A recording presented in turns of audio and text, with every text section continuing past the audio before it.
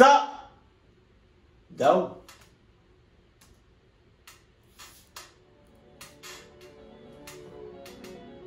In 2021, a mother and her 2 sons were on vacation in Cancun, Mexico. One night, while they were staying at their resort, all the kids were invited to play in this big game of resort-wide hide-and-seek, where the hotel staff would count and the kids would hide. And so one of this woman's sons decided he wanted to play, and after the staff began counting, he took off running. And after only a few seconds, he finds the perfect hiding spot. It's this little nook tucked away in the darkness right on the edge of the hotel's property. But after he got down in this little space and he tucked down and he's hiding, he realized he was not alone. But before we get into that story, if you're a fan of the strange, dark, and mysterious delivered in story format, then you've come to the right place because that's all we do, and we upload once a week. So, if that's of interest to you, the next time you're serving ice cream at the local county fair and the like button comes up to you and asks for a vanilla cone, give them one, but don't use vanilla ice cream, use vanilla mayonnaise. Oh! Please subscribe to our channel and turn on all notifications so you don't miss any of our weekly uploads.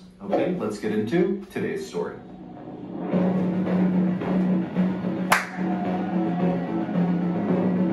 That's bro. Oh,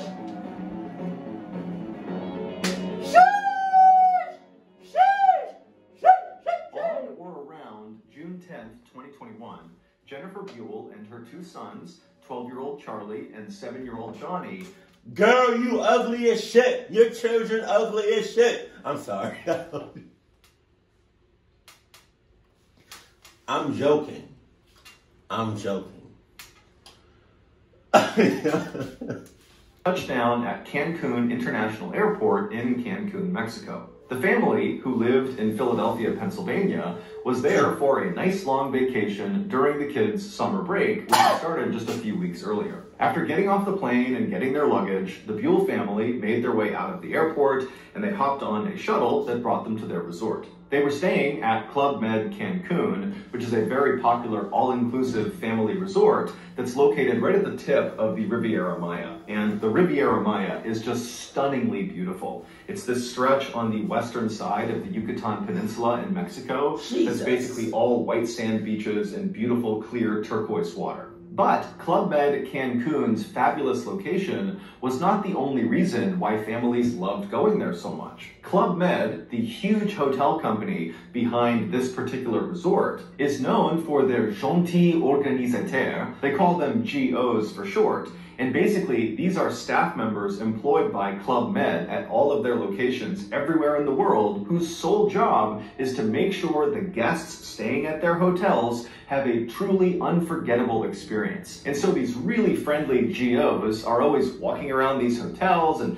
talking to the guests and pointing them to the different places they can go within the hotel, and they encourage the guests to interact with each other and to participate in resort activities. And so a stay at a Club Med hotel, whether it's Cancun or anywhere in the world, is known to be very upbeat and highly interactive. So Jennifer... See, but the thing about that is like, I don't know, maybe that's just me, or maybe y'all can understand where I'm coming from, but like, you doing all this, making sure we're having a great time, an unforgettable time, a perfect time, and also at the same time interacting with some of these other guests who we don't know at all, and to go to these places, like, y'all doing all this, but in my back of my mind, I'm thinking, the hell are y'all hiding? What's going on? Cause this, what he's talking about, is reminding me of that scene, or the whole movie, to be honest, of Scooby-Doo, when they went to that island, like it was a live action Scooby-Doo, and they went to the island, and everybody, when they first got there, they was like, everybody was just so happy. And so, it just seemed off, like the vibe was off. But they was all being mind controlled. I think that's what happened. I haven't seen that movie in so long.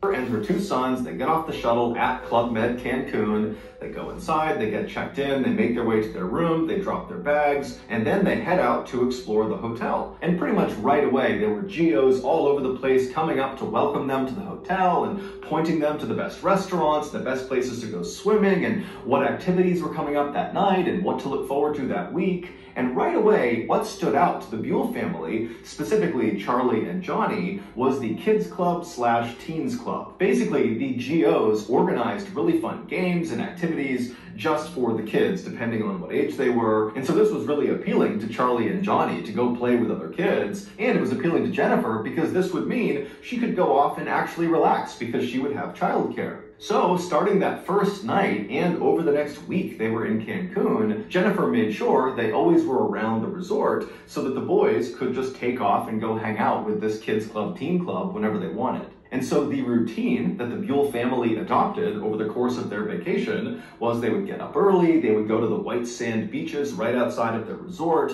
and then after coming back to the resort, Charlie would almost always cut loose and go hang out for the rest of the day with the kids in the Teen Club, Kids Club, and Johnny, he mostly stayed with his mom, but over the course of the day, he would leave and do one-off activities with the club. And then at 9:15 p.m. at night, the trio would always link up on the pool deck and they would make their way in to see one of the shows that the GOs were putting on, ranging from comedy sketches to circus tricks. And so all in all, the Buell family vacation to Cancun, Mexico was really going as well as it could have been, until a simple game of hide and seek changed everything.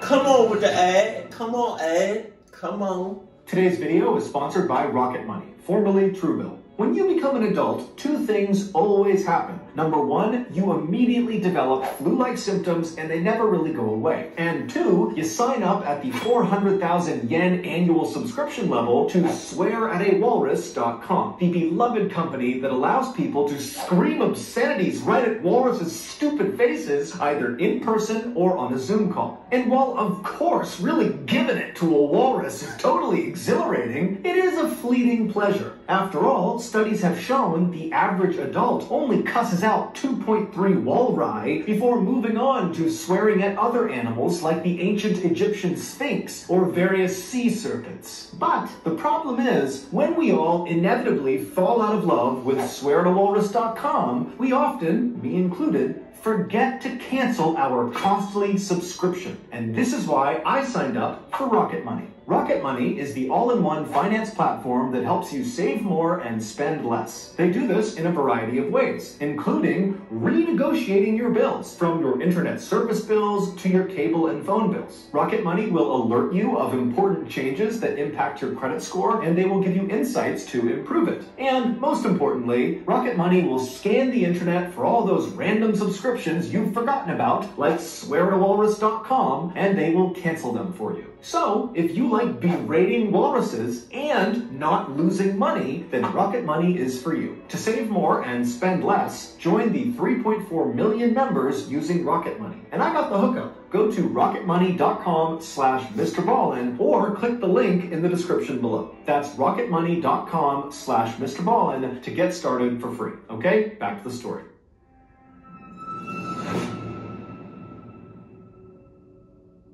On June 18th, so roughly 1 week after the Buell family had arrived in Mexico, the family got up and they began their typical vacation routine. They headed to the beach, and then afterwards, Charlie broke off and went to spend time with the kids at the Teen Club, Kids Club, and Johnny and Jennifer, they mostly stayed together for the rest of the afternoon. That evening, around 8:30 p.m., after all three of the Buells had had dinner, they decided to split up before rejoining at 9:15 to go in and see a show. Johnny wanted to head downstairs and go see a kids-only show. Jennifer wanted to head up to the second level to have chocolate fondue dessert with a friend she had made at the resort. And Charlie wanted to meet up with his friends from the Kids Club, Teens Club out on the pool deck where the GOs were organizing a big game of hide and seek. And so after watching his mother walk upstairs to the fondue restaurant and watching his younger brother head downstairs to the kids only show, Charlie turned and ran towards the pool deck. And when he got there, he immediately linked up with his best friend from the vacation, a 13-year-old named Cyrus. And very quickly after that, the GOs who were on the pool deck with all these other kids that were out there, they said, okay, we're gonna start counting.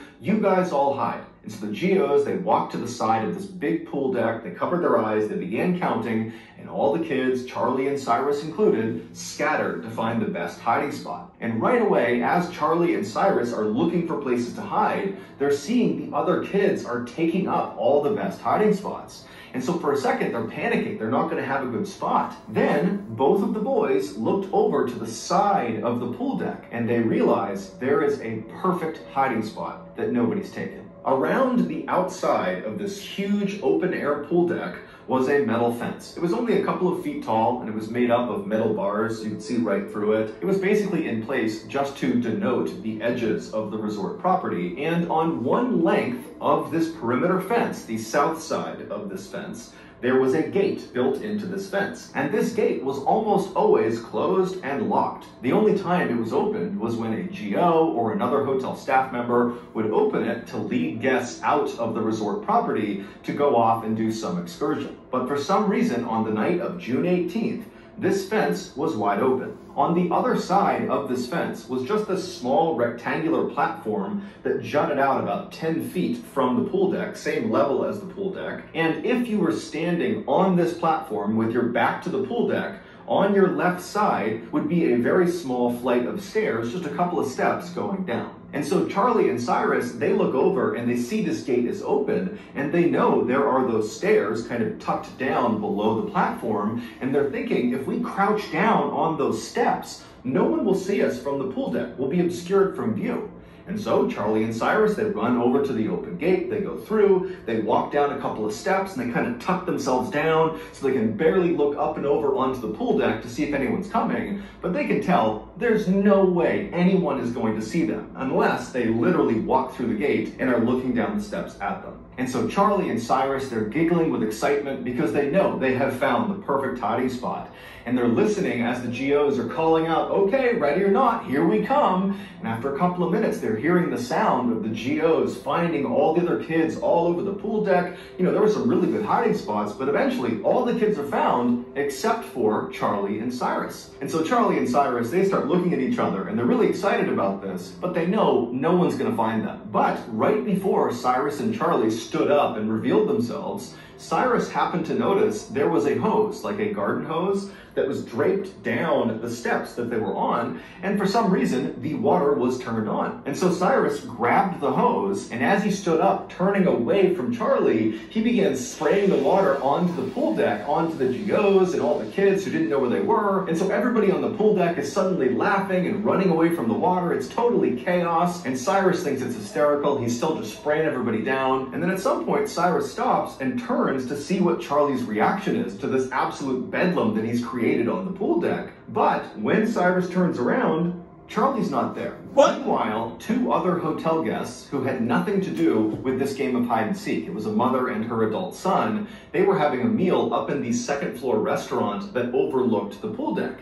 And as they're sitting there enjoying their meal, they suddenly hear the sound of boys screaming. Now, immediately, they both can tell this is not a play scream. Someone is actually in danger, someone is hurt, something's going on here, and they try to look down onto the pool deck where these screams seem to be coming from, but they can't tell. It's dark out there, they can't see what's going on, and so acting on instinct, the woman and her son just stand up and start running through the restaurant and making their way downstairs. And as they're doing this, the woman's husband actually sees her charging through, and he, along with two other boys that happen to be near him, just start running after them, knowing that whatever's going on is bad, so they have to go help. And so when these 5 people get down to the pool deck, they hear the sound of the boys screaming again, and they can tell it's coming from that open gate gate, that platform area where Charlie and Cyrus had been hiding. And so these 5 people charge through the still open gate. They go out onto this platform and they look down the little flight of stairs and they see Cyrus. They don't see anybody else on the platform. It's just this one boy, and he looks totally shaken up, totally hysterical, and it's clear he is one of the boys that was screaming.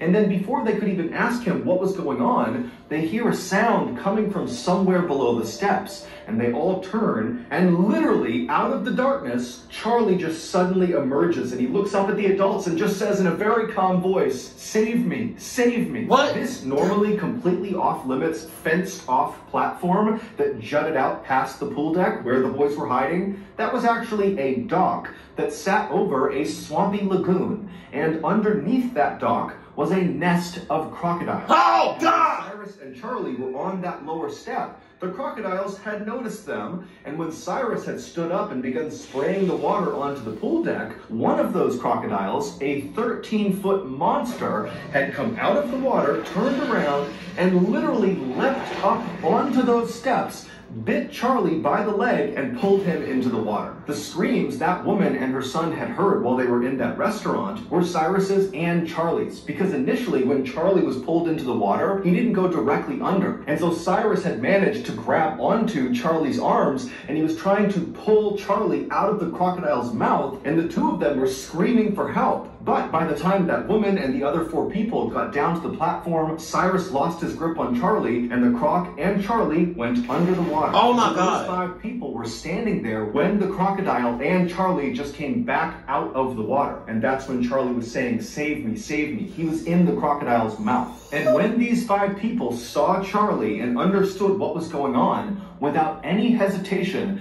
the adults leapt into the dark lagoon waters that are clearly infested with crocodiles and began beating the crap out of this crocodile. And while this melee is happening in these dark, murky lagoon waters with crocodiles everywhere, someone had gone into the fondue bar and told Jennifer, "Your son's being attacked by a crocodile." And she instantly leapt up and just ran across the restaurant, knocking anything over that was in her way. And finally, she got downstairs to the pool deck. She went through that gate, out to that platform, and she saw her boy. Charlie was laying on his back, surrounded by totally frantic and hysterical adults. Charlie's leg looked like it had been through a meat grinder, but Charlie was awake and he was talking to the adults near him. In the time it took Jennifer to run through the restaurant and get down to the pool deck, those adults who had leapt into the murky lagoon water to fight with this crocodile had literally beaten it so badly that it released Charlie. And according to the people who watched this happen, this crocodile was putting up an unbelievable fight. It was whipping its head side to side, tearing into Charlie's leg. It kept pulling Charlie deeper and deeper into the water, and these adults just didn't stop. They were yanking on this crocodile, punching its eyes, gouging its eyes, and finally it worked. When Charlie was finally pulled to safety and was laying on the dock, he was in rough shape, and no one knew if he was going to survive or not. But luckily, there just happened to be a trauma nurse who was staying at the resort who came outside. She assessed the situation, and she